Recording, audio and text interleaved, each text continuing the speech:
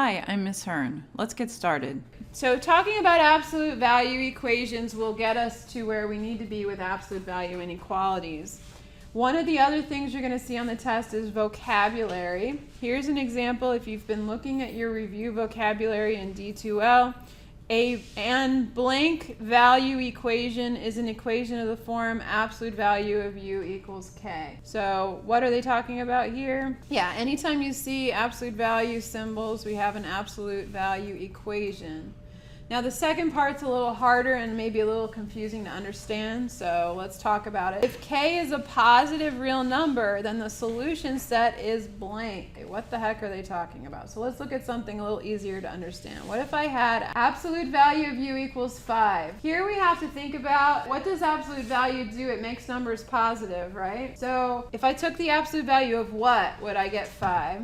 Negative 5 or 5, right? Then u could be positive 5 or negative 5. So what they're asking you in this problem is if the absolute value of u is equal to some positive number k, then in general, u could be what or what? K or negative k, that's right. We are going to use this idea that the absolute value of a number, if you have the absolute value of an unknown quantity equal to a number, it could be positive or negative version of that. That allows us to change from the absolute value equation to two equations that are not absolute values, which means we've changed it to a simpler type of problem. That's always our goal in algebra. So here's more the type of absolute value equations you'll be solving. You see how we have the absolute value of a quantity in there, so you know it's an absolute value equation even if they didn't tell you.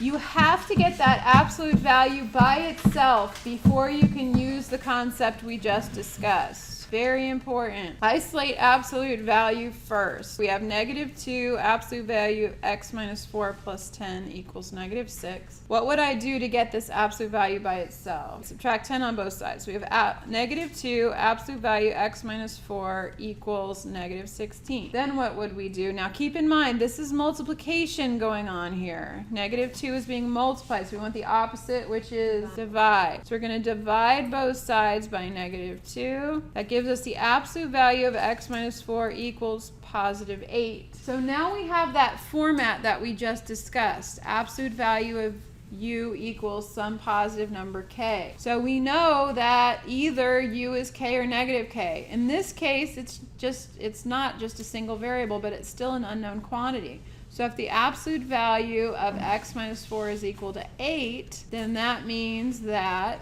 X plus 4, x minus 4.